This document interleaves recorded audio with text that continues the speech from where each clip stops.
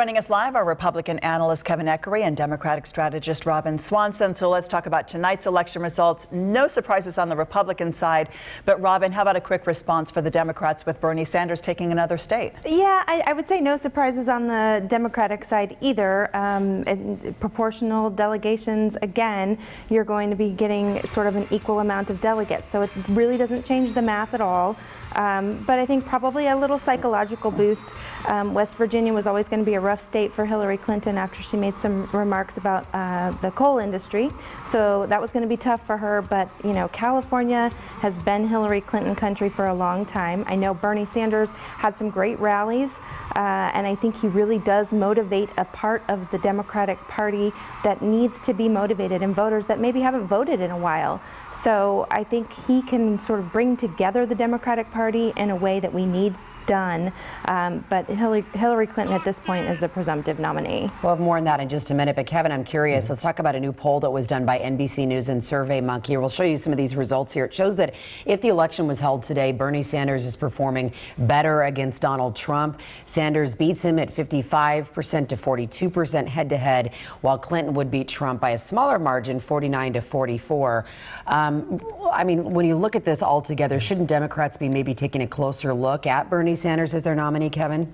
They're not going to. I mean, at this point, Bernie Sanders could win everything from here on out, and he's still going to fall way short of getting enough delegates. So at this point, it really does settle down into a Clinton-Trump contest. But the problem with Sanders still being around is simply that he drains a lot of energy from Secretary Clinton, and at the same time, one of the things that just seems clear to me is that I'm not convinced that the Clinton people understand the terms under which the fall election is going to be fought.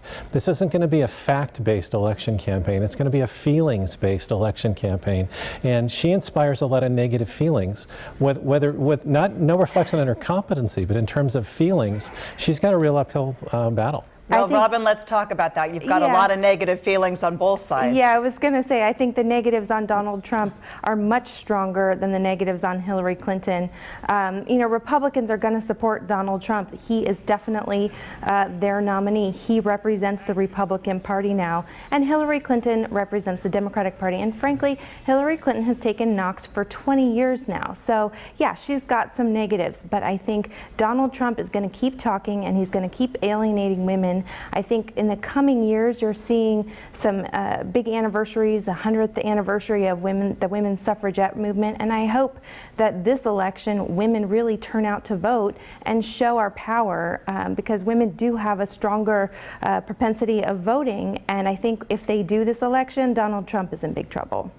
So you're saying that behind the gender issues and breaking barriers and ceilings, that you could see some of that passion as we get closer to November. But let's talk right now about campaign styles, especially given what we've seen in this area just this week. When Hillary Clinton has made recent campaign appearances during this election cycle, it's typically smaller, a lot of one-on-ones with voters in fairly controlled environments. You see her here in Kentucky this morning.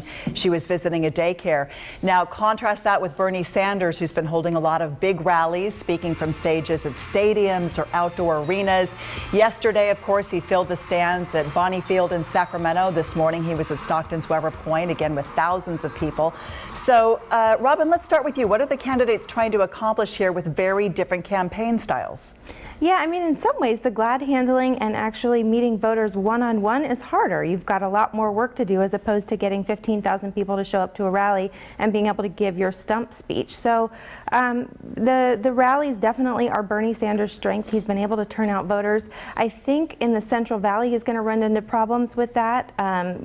He's not strong on those issues in the Central Valley that affect farmers and the economics of the Central Valley. But with Hillary Clinton, that going voter to voter, I think that's where her personality shines through, that she can really talk substance, she can really go one-on-one, and people really get to know her. And I think that's been the challenge for her, because she's been presented in a way that doesn't represent who she is for so many years. You know, we're a little bit tight on time, but Kevin, I do want to ask you about the story that we talked about before, this guilty plea today by Congressman Ami Bera's father in federal court.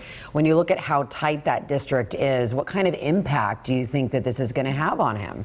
Well, actually, I think that it could have some pretty substantial impact. I mean, Trump is not going to be popular in California. So from a California standpoint, Trump is going to be a loser. He may do well around the country, but not here.